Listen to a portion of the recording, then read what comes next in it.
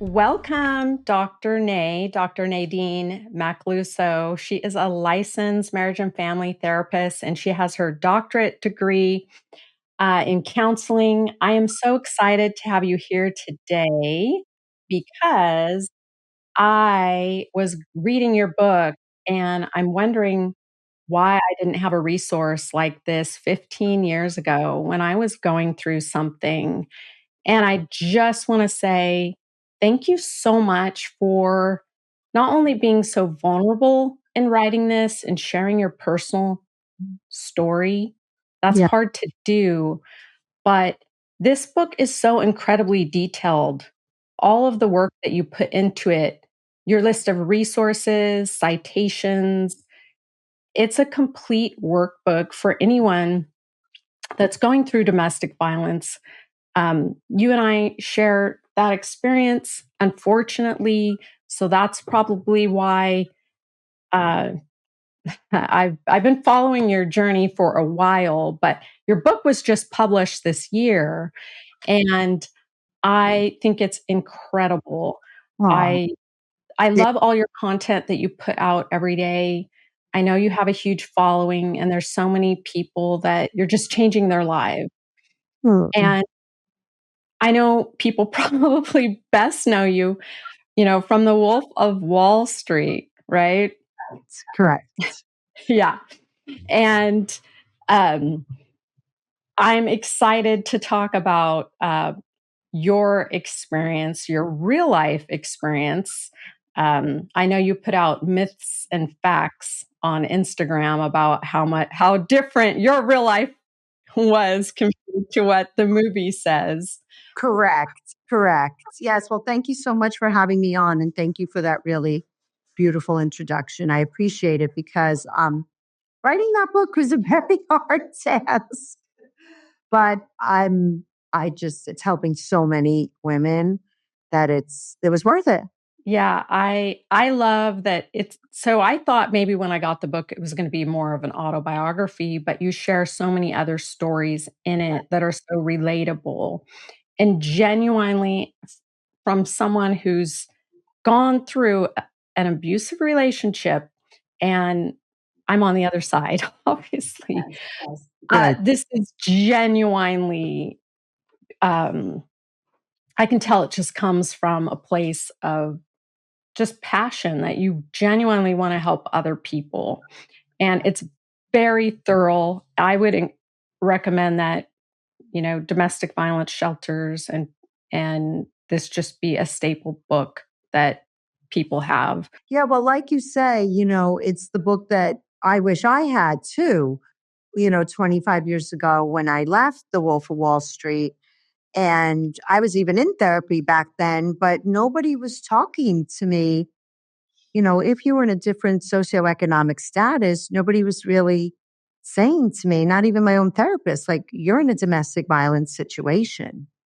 And so, and then even in school, I do a video about this. They only required me to take one class on domestic violence, right? And I'm a licensed marriage and family therapist.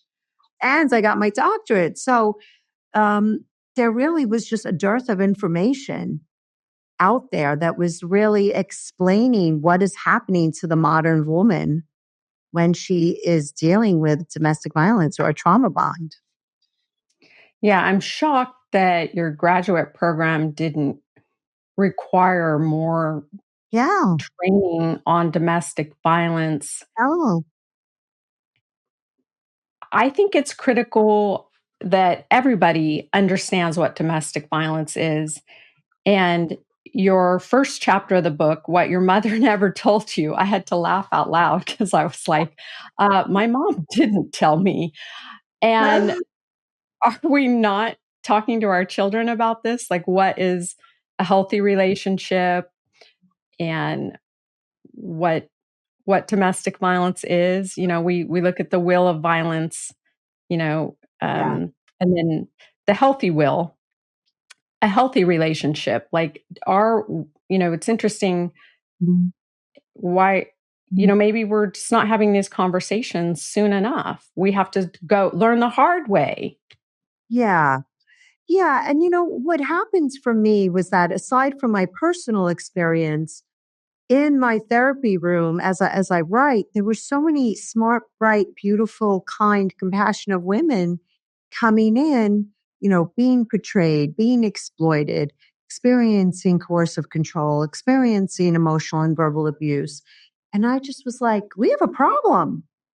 And that's really what inspired me to go back to the research and just be like, what's really happening? And it was also, um, I wrote this really after the exposure of Harvey Weinstein, Jeffrey Epstein, the Me Too movement, these really pathological people and Bernie Madoff that were harming so many people in society that, were wearing a mask of sanity. Yeah, some of these people come so nicely packaged, right? They're charismatic, they're gregarious, they're wealthy, and they're charming, and they're so confident, and they're so like, how do we get involved with people like this? What are some of the red flags that telling women out there or men, like, what are the cautionary signs of these people? Yeah, and I think you bring up a really good point is that they do usually present so well. They are very confident. They are super magnanimous and so charming, right? Initially, and warm and cordial and very engaging. And so that's why it's tricky because those are, we really value extroversion in our country, don't we? And so they really embody those traits initially, but then little by little, and they're great love bombers, right? Which mean they gives us tons of adoration and admiration and gifts and future faking right at the beginning. But so that's why it's so tricky and hard to really figure them out initially. But there are some little tips. I have a pathological lover checklist. And, anybody who speaks disrespectfully or says all of their exes are crazy, right? Well, why are they Mm. crazy? That's a huge red flag. Or they say, they talk to you about their old relationship and they don't take any responsibility maybe for the demise of it, right? Or and as soon as you meet them, you notice that they're like really possessive and unnecessarily jealous. And so there are little signs that you can look for, but again, they don't usually present like that. So that's why it can be tricky. And um, what I say too is that if it feels too good to be true, often it is. It's hard sometimes when you want to believe So in hard. the fantasy of something. I think I find that people, they the fantasy is in their mind, right? Yes. Well, Yeah. dreaming of love and a partner that adores you. And so you're not you're imagining that it's better than that it's going to be this way. It's heading in this direction. Yeah. And, we've been fed a myth of romantic love that, someday our prince is going to come and save us. And there ain't no prince coming to save us. We just all have to realize that, right? And we are social beings. I mean, we are wired for love. And so, that combines with, the cultural piece, just the fact that we're wired for love, it does feel good to be in love, can really make us overlook the red flags. Yeah, and I know we hear the term love bombing, and when I first heard that term, I had to have someone explain it to me, and then you realize what's happening, right? But, Yes. like, what is love bombing? Yeah. So love bombing is really when somebody that you first meet just gives you so much admiration, so much adoration. After two dates, they'd say that you're their soulmate. And they promise you gifts or they give you big gifts and they promise you trips. And they just, you can't fall in love in 2 weeks. you might feel butterflies in your stomach, but they really just pour it on, right? All the different ways that they can tell you that you're special to them. They just bomb you with that. And it feels It's good. like, of course it feels good. Like, who wouldn't want, all this amazing attention on you or compliments or gifts? And then but it's sort of like moving too fast, too Exactly. much, too soon, too fast. It's pouring it on. It's coming on heavy, like, you know, uh, to really like satiate you, like, you Yeah. know, Yeah. Yeah. and It's suck you in for sure. It's a manipulative method. That's the problem. It's not genuine. maybe introducing moving too fast in the relationship, or Yeah. going through the stages of a relationship too quickly, like maybe introducing saying I love you in the first few weeks. Right. So I see some of these dating experts, and there's one I can think of, and she's always just surrounded with hundreds of flowers and saying, you need to take my dating tips. Men will send you all these gifts, all these flowers, all these trips. And she's always surrounded with these flowers. And um, I personally don't want all that drowning in flowers. But now you had an experience where you received an Yeah. excessive amount of flowers. Tell me about that. I did. Yeah. When I met my ex husband, he had actually coordinated to set me up to meet him, which I had no idea. Like he was, of course, behind the scenes, very manipulative and orchestrating this whole first time, the second time that we actually got to see each other. So he drove me home and I didn't think much of it because I didn't even know it was a setup. And when I got home the next day, there was literally 1,200 square feet of flowers for my little 800 square foot apartment. And I was like, what is this? And my friends were like, did you sleep with him? I said, sleep with him. I said, I just had dinner with a friend with him. And so that was like my first experience of that. And it was wild. And I just was like, what's happening? You know what it was? It was that my connection with him for that short period of time didn't match this extreme overture, right? And that's love bombing. But he wanted to claim you. Yeah. If I feel like it's really marking the territory. So Yes. everyone's going to know that you received that amount of flowers. It's not going to be a secret. It's not like you could just go on with everyone's going to know. That's right. That's right. Yeah. And it's that big overture to really lure you in, to really seduce you in. And then once you're in, you're already start dating, right? Before we really know this person.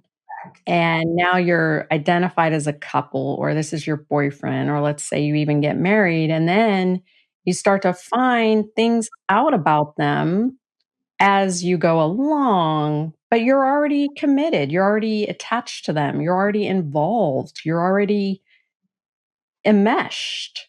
And then that's the part that gets hard, even when you start seeing there's things. Yes. Yes.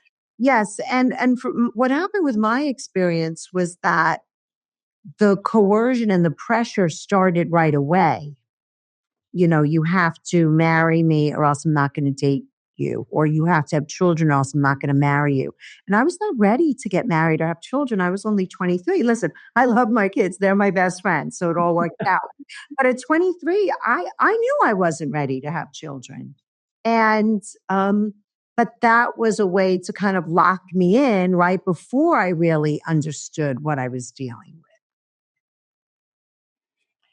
And then after you have kids, it's a lot harder to leave. To extricate yourself, escape. Yes, much harder because the longer you're with somebody, if you get married and you have children and you have home, right? Now you just, and if you don't work too, right? You're becoming more emotionally and financially dependent upon this person. And that gets scary.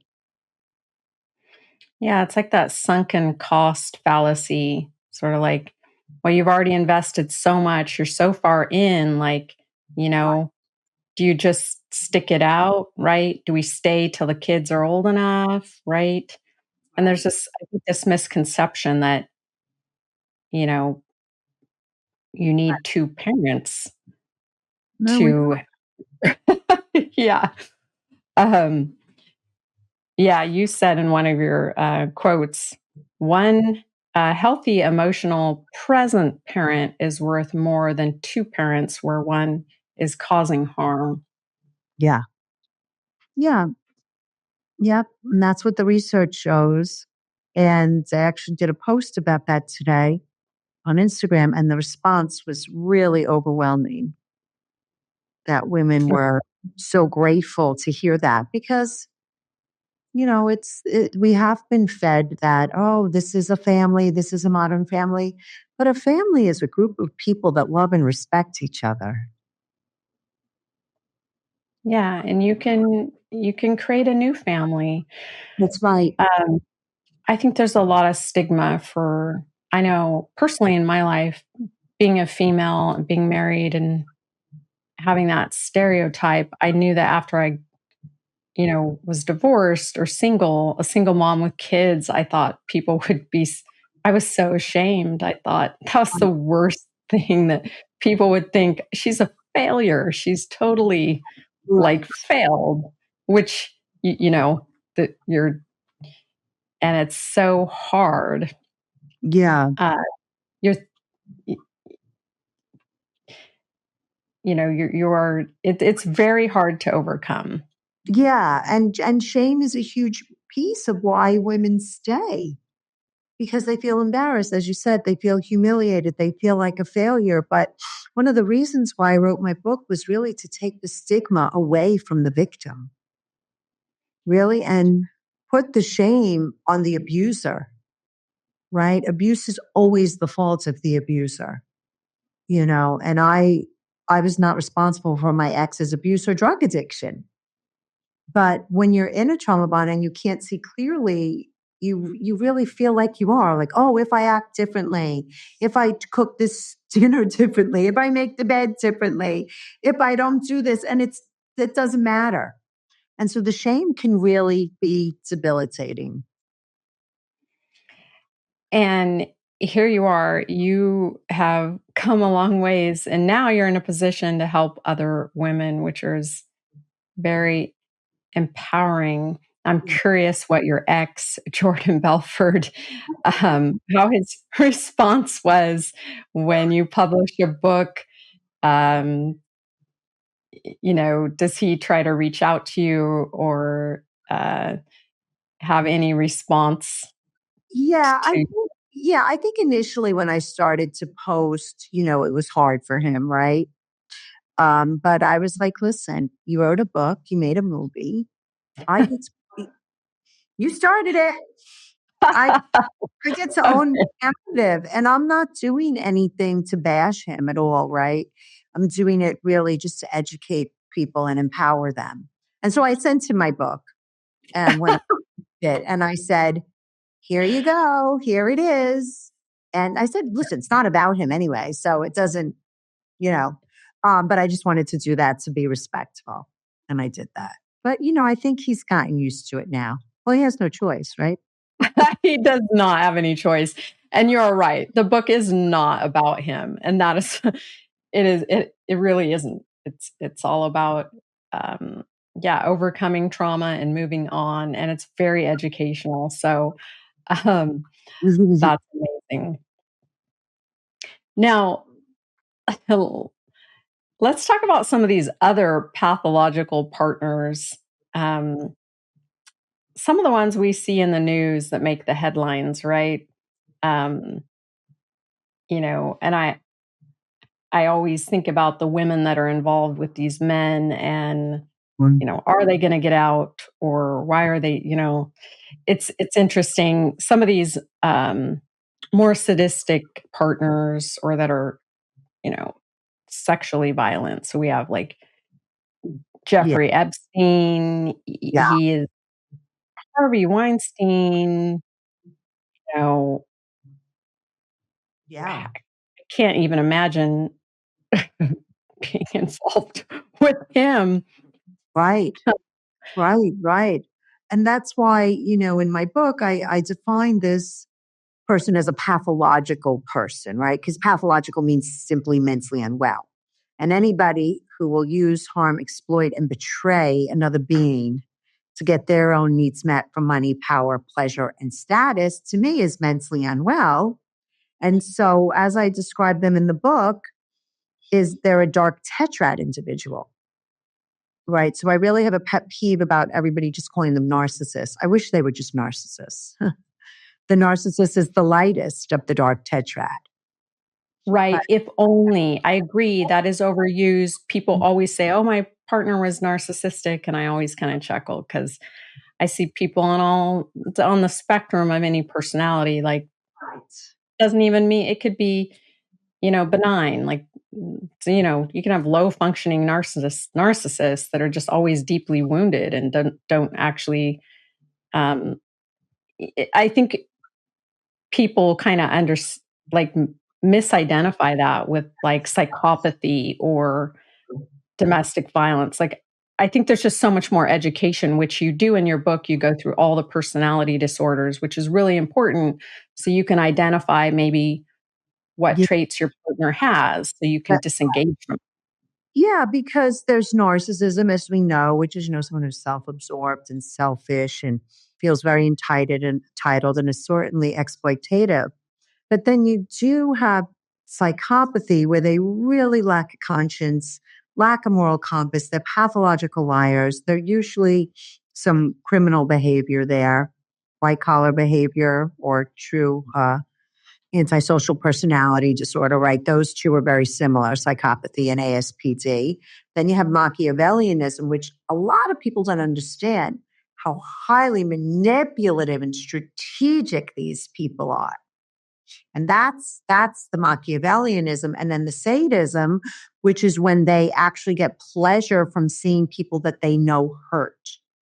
And I would certainly say Jeffrey Epstein, Harvey Weinstein falls into that. And, we saw it Bernie Madoff, who was so Machiavellian. I mean, he tricked the best of the best and lost all their money. True con artists for their own selfish needs. Yeah, he swindled $64.8 billion from his investment clients, Yeah. eventually convicted of 11 federal felonies. And just would show up smiling and going to temple and that's the thing, right? They really wear this mask of sanity and they have that. I don't call it Dr. Jekyll and Mr. Hyde anymore. I call it Dirty John and Romeo. So because they really can wear this mask of sanity, but then behind they have this whole pathological interior that is very dangerous, and especially if we're unaware of it.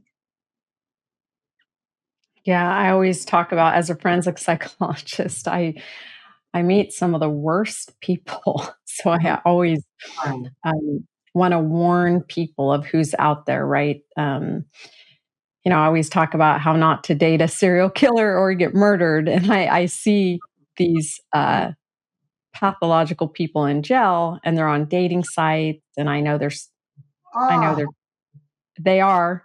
So just so you know, they're out there, even from prison. And scary. so I caution people for anyone you interact with, go out with, or even before the first date, you really are sure of who you're meeting up with. Yeah. Yeah. Yeah. I do a lot of cultural pieces. I'll do a lot of cultural videos, pop culture. And I just did a deep dive on, I don't know if you're familiar with that Micah Miller case and John Paul Miller, the pastor. And when I did a deep dive on him, I mean, he had conduct disorder as a teenager. He was arrested for a DUI, an assault, and something else under 18, which we know goes into AS, antisocial personality disorder. And he had met her when she was 14, actually officiated her first wedding, then hired her to be his secretary and babysitter, and then had sex with her and married her when she was 18 and he was in his late 30s. Like, it was right from the beginning. There were so many red flags with this man, but he's a pastor, right? So there we go with that mask of sanity and pretending to be normal. Yeah, and I always tell people, just because someone's in a position of power, Yeah, law enforcement, pastor, teacher, correct. psychologist, I'm Right. just saying, Yes. Yes. anyone, uh, just be cautious. Look for these things that you got to understand. With the mask, people can position themselves into the positions of power, Yeah. and you just need to be aware of that. You need And to know the signs. yes, yes. And often they want power, right? Because at the bottom of the trauma bond is control, power and control. So they gravitate towards positions of power often. Absolutely. Yeah. Absolutely. And that's it. So if you're meet someone, you're getting along, and you start to notice that power and control dynamic, Yes. that's not that is the core Yes. of what domestic violence is. A lot of people don't realize that it doesn't it doesn't have to be anything to do with physical abuse. It's always going to start off as that, um, Right. more subtle, but it's going to increase in frequency and severity. Yes. And so take heed to the small things, whether trying to control your life, even if it seems minuscule or small, just controlling if where you go or what you do, or if you work or not work, or going back to school or things like that. So at the core of a healthy relationship, you should have the freedom to make these choices. To have autonomy and be who you are. And I work with so many women, and it's interesting. I say that these people will go to the Hogwarts School of Pathology because they're all really similar. Honestly, they'll control how you do the dishes. They'll control, like, one. I had two women in 1 week tell me that these men got mad about the drops on the floor after they took a shower. I was like, I mean, just these things that you wouldn't think is a red flag, but they are. They are. And it's just testing you to see your response, also to see if you're suitable for something more. And Right. one example is, I had a client, they're in the store and he's gonna steal something, right? But he says, "Well, you do it. I have a record, like, we need this." God. You know, setting them up, but it's small things.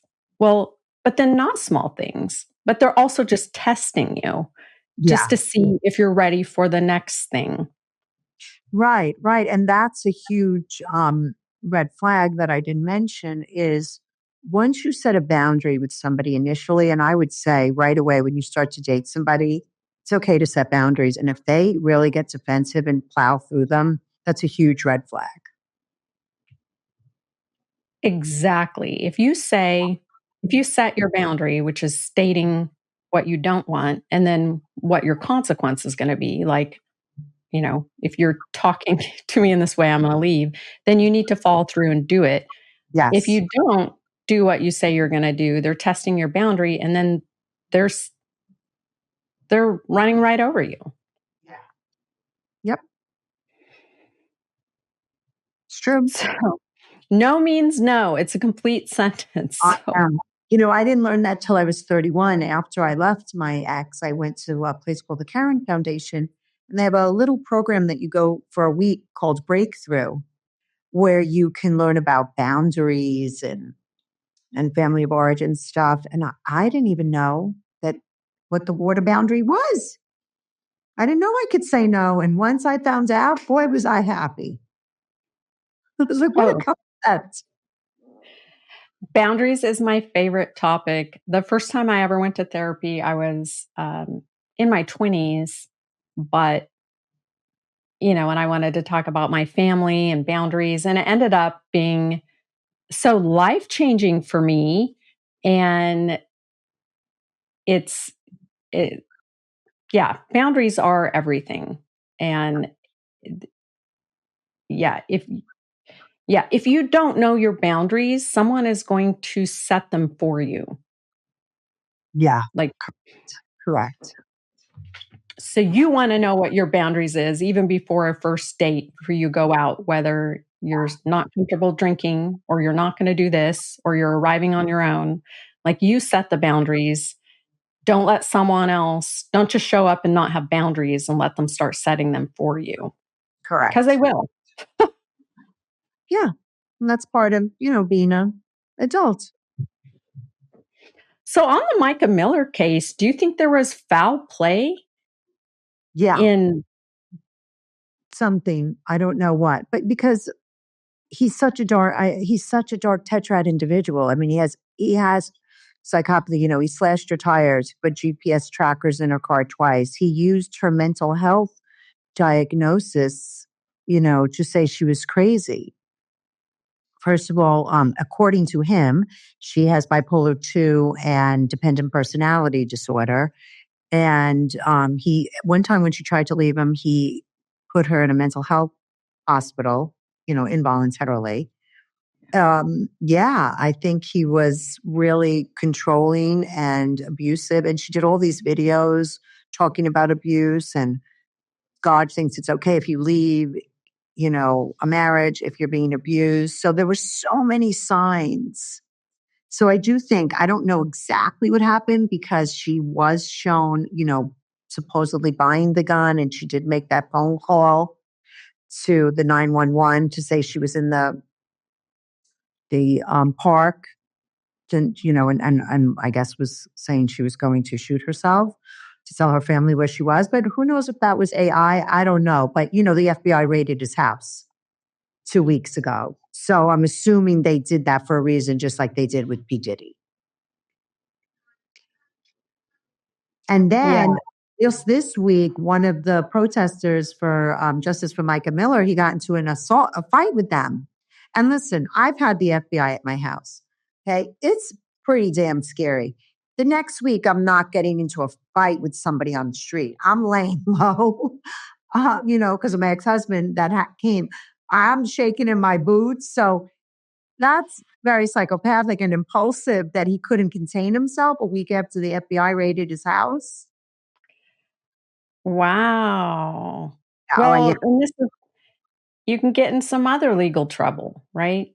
Yeah. And Yeah. now And everyone's watching you.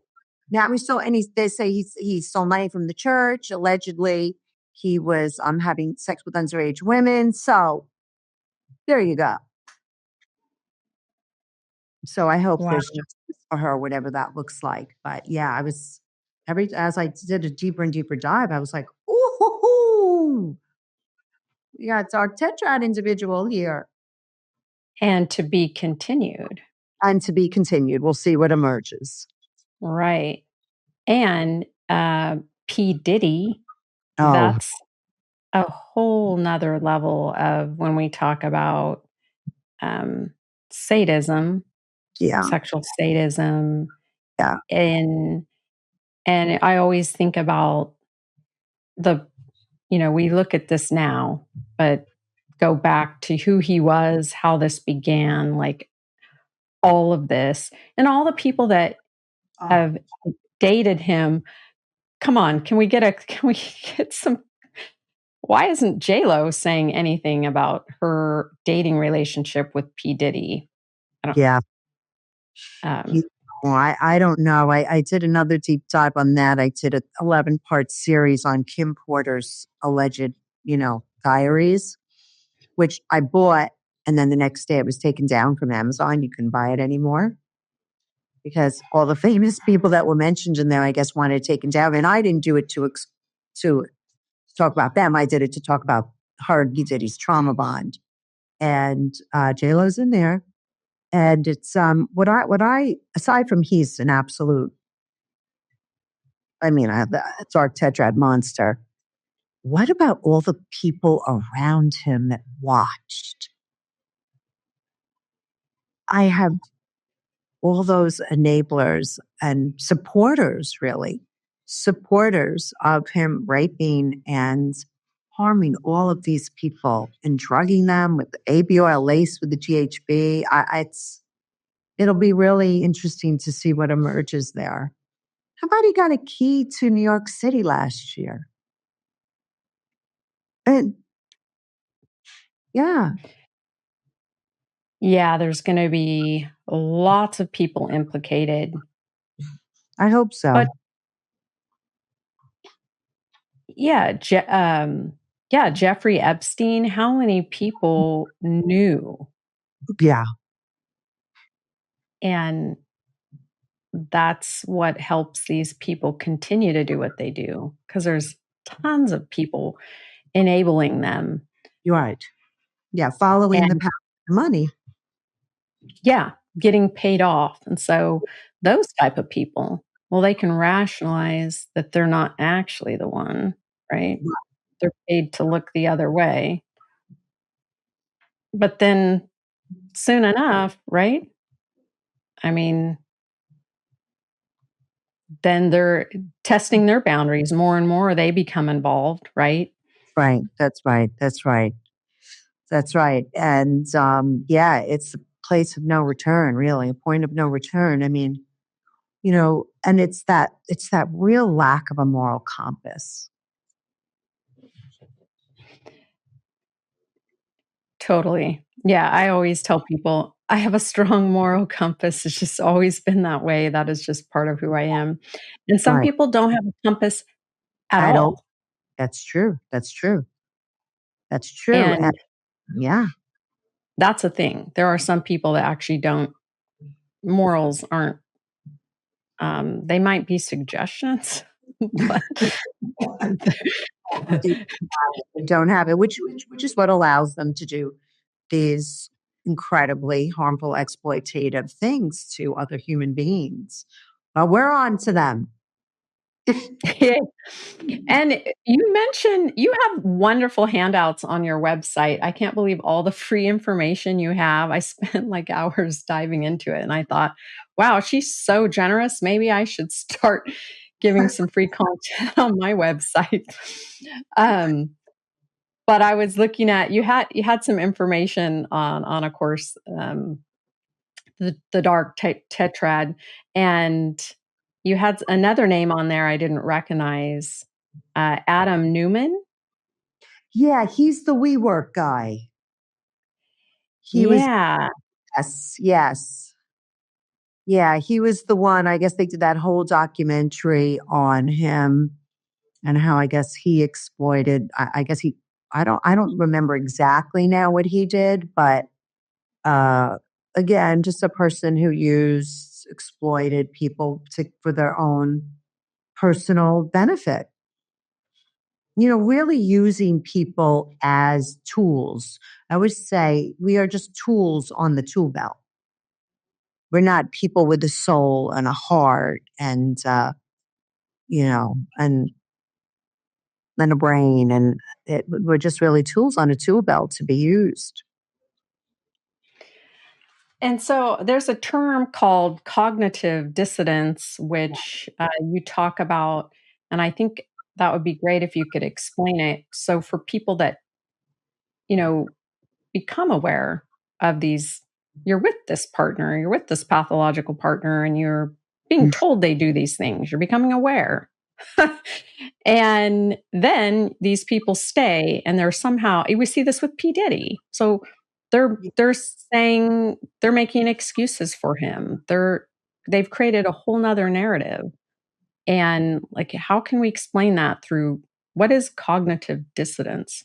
Yeah. So as I mentioned, this person has two masks, right?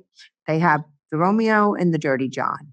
And so what happens is that there's a concept called intermittent reinforcement, right? Which I talk about, which is the bonds in the trauma bond, where 80% of the time they're cruel, controlling, mean, right? That's the Dirty John. And then 20% they're kind, nice, and generous and loving, right?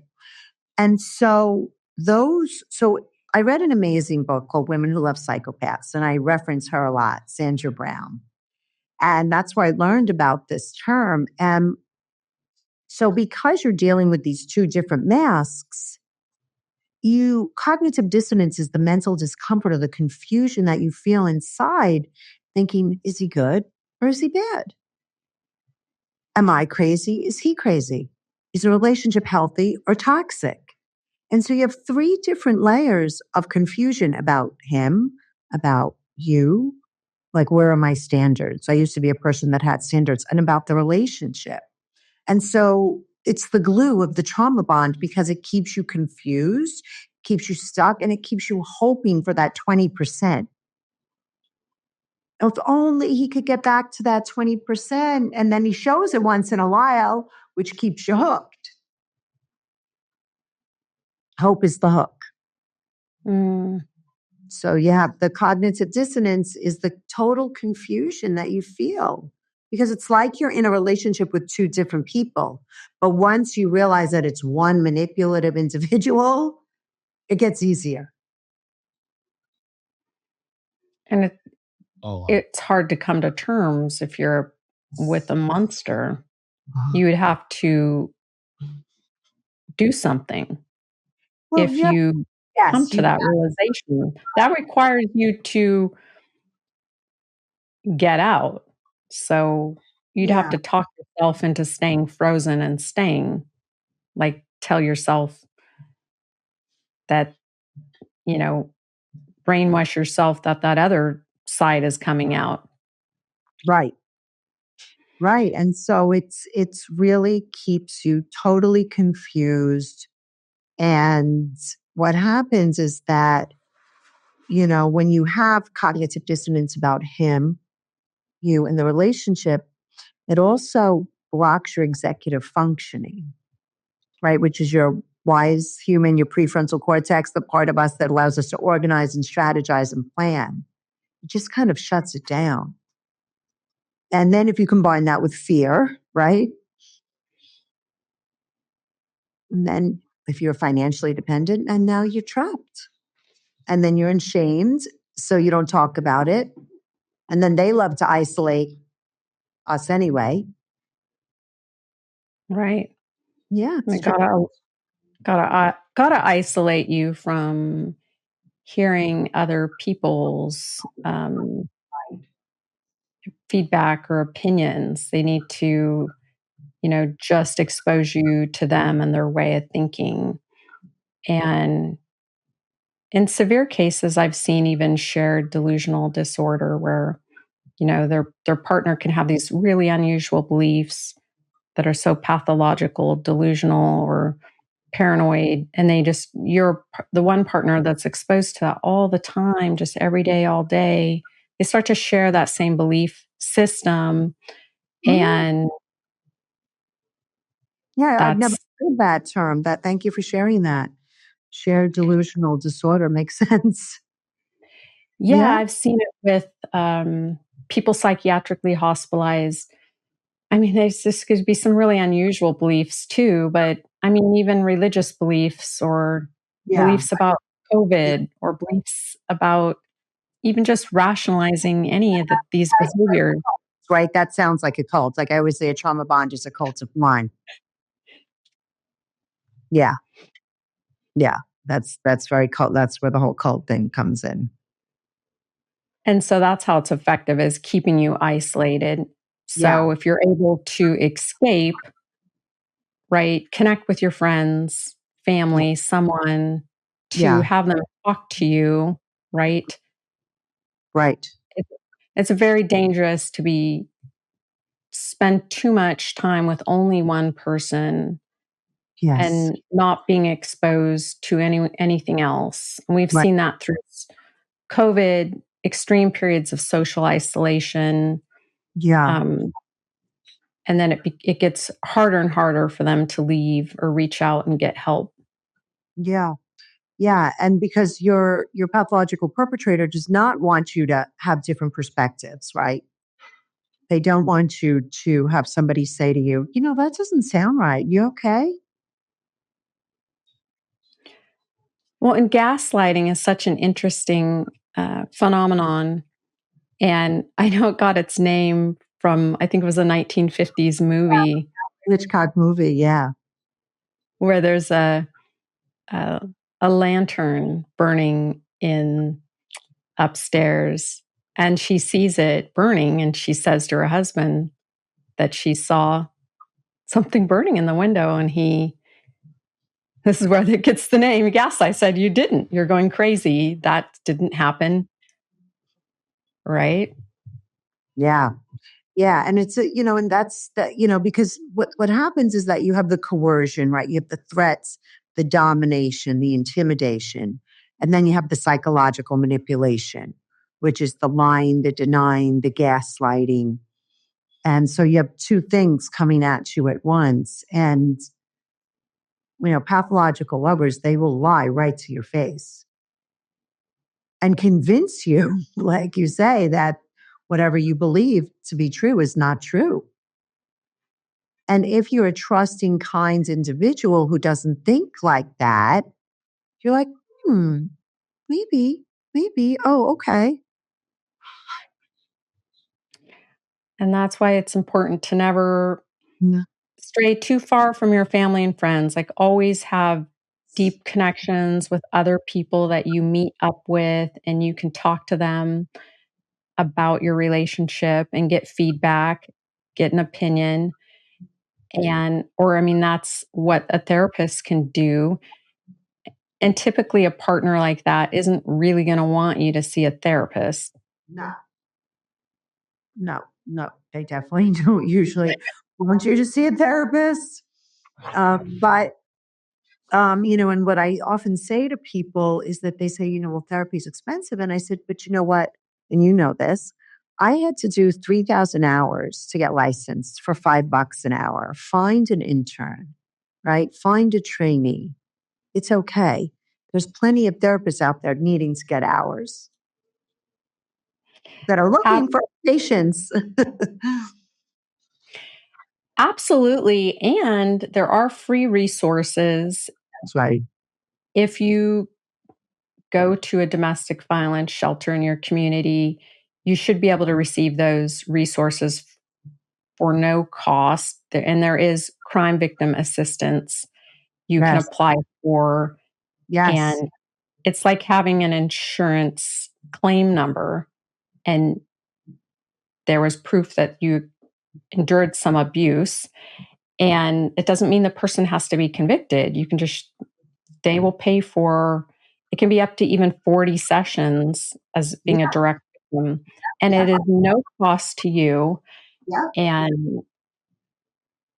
And there's even um, clinics where they're grant based funding. And so they provide therapists. The therapists are paid through a grant, and you can receive therapy. So if you don't have money, there are free resources, and they are out there, and I highly recommend them. Yes. Yes. Yes. I've used the victim funds in California for a few cases when I was there. Yeah. It was amazing. Yeah. And then the therapist can even say this client needs more Yeah. sessions after a year and can continue that. So I think it's so important that we share these resources. There are ways to get help. It doesn't have to be expensive. You don't have to have insurance. That's right. And there's lots of great resources in your book too, but like, reach out and you can ask anyone. Mhm. People ask me locally, and I will even post it in a group message of what therapists are taking this Yeah. clients this time, um, Right. or these special needs. So I think Yeah. therapy is life changing, It is. and it is one way to heal. Mhm. But I would say for people who haven't experienced domestic violence, and I hope that they don't, but I would still say that it's critical for people to understand it, and especially if you're gonna go into this career field, I tell everyone that they should, um you can volunteer at the domestic violence and sexual assault, shelter, so you can get the training, the 64-hour training at no cost to you. You can get certified in it. You can take the phone calls, and Yeah. I did that, for years. I volunteered, and it will help you understand, and it'll make you a better clinician, Yes. and I think I mean, it is now required, to get domestic violence Yes. training as part of your education. Yes. Yes. Today, actually, my friend and I, we did a walk this morning for a domestic violence shelter here. Oh, wonderful. It was great. Woke up at 5:30, a little early, but we did it. But and I know it's a really good one, because I run a group on Sunday nights, and one of the women told me the name is Abda, and she told me they were great resource for her. So there are the resources there. You're so right. And Mr. Rogers says, look for the helpers. Oh, They're I there. love Mr. Rogers. Me too. Me too. And I love that he says that. Look for the helpers. They're there. They are there. And Yeah. I know you have a monthly membership group, that I was checking out, a trauma bond recovery group, and I was like, "Wait, it's only $9.99 and I can ask you anything at live events?" Yeah, yeah. I did that this year because I wanted to open up the community. And what I did though for this past year is I wrote a course to go with my book, an online course that I just finished. That was crazy. Um, and so that's where I'm going to launch the course actually in the next 2 weeks. So it's going to be a trauma bond recovery community. It'll be more than $9.99. We haven't figured out the price yet, but it's going to be a whole entire course, even more than my book, videos, meditations, journal prompts, graphics, and you get me twice a week. Wow, and is there gonna be a group, Yeah, um, there's going to be a group. like through Kajabi or Facebook or No, no, the group is actually on the Circle community. So the group and the community and the course are all on Circle community, and it's tbr.drnay.com, traumabondrecovery.drnay.com, because I wanted to just have it in a very safe, kind of secure community, online community. I want to move it off it. I didn't want anybody to be able to infiltrate it. Oh, Because, that's wonderful. these pathological people, they'll figure out ways to do that. So they can't do it with Circle. Wow. Well, see, that's another accessible resource. Yeah, yeah, yeah. Because there's so many people, there's so many individuals that reach out to me. And we just need more information for them, because so many women say to me, I read your book. I feel so validated. I'm not crazy. And all of the stories in the book are all real. I mean, I couldn't make that stuff up if I tried. No. My imagination would not. Of course, the names are changed and all the personalities and parts are Mhm. mixed. They're all real. That's why people resonate with it. Yeah, and you said something at the beginning about, socioeconomic class, like, maybe being associated with more resources or money. I remember doing some speaking events about domestic violence, and one of the themes would be that women would come up to me afterwards and say, they would clutch my hand and say, "Well, I just want you to know, like, I'm so smart and like I have money, but people just didn't think it could happen to someone like me." And Yeah. they they Um, felt like they had a hard time explaining that it happens to them too. right. And and so it doesn't discriminate. It can happen to anyone. It's not, That's right. it doesn't, Anyone and everyone. yeah. Well, thank you for using your platform for doing something good for the greater good of society. And turning something that was tragic for you into um, something that's so helpful for other people. Yeah. Yeah. It's turning your pain into purpose, turning my pain into purpose. It's healing for me too. So it goes both ways. Yeah, and last thing I wanted to say, I know you say education leads to empowerment, and I went back to school later in life. You did? So Share like me. Yeah. I did, and so I have a lot of students ask me, "Is it too late?" And I'm like, "Oh my god, never, of course." So I just think it's such an inspiration. It's never too late to get an education, and um, yeah. So what would you say to students out there that are like, "Oh my god, should I do this?" Yeah, do it, do it. I mean, I went back to school at 39 and it was the best thing I've ever done. I'm a late bloomer, I guess. And no, it's never too late. Just uh, follow. Don't ignore that intuition. If your gut is telling you to do it, do it, do it. But it seems like this big, thing to face. Break it down. Do it little by little. Okay, research the schools. How do you sign up? Right? I think sometimes we get overwhelmed when we think about all of it, but if you break it down into little slices, it's much easier to manage and it's so possible. And I'm sure you can say it's wonderful. Hey, I went back to school at 35, single mom of 2 kids, That's right. and so just keeping it real, is it hard, but is it worth it? And I absolutely. I would just say follow your passion, and if that and, um, it's I'm so glad I didn't, stay where I was at or stay stuck and thinking, like, "It's too Right. late." No, it's not, it's never too late. It's never too late. Nope. And when you've been in a trauma bond, one of the things is you lose your sense of self. So to go back to school and become educated, it really builds your confidence back up. Well, you're amazing, you're inspirational, the more I get to know you, the more I like you. You're a role model for so many people, and yeah, so tell people where they can find your website and look you up and get access to your resources. Yeah, so just go to drnae.com. Like you say, I have so many resources on there and I have so many assessments like pathological lover assessment, trauma bond assessment, like dark triad. Are you with a dark triad individual? So play around with them.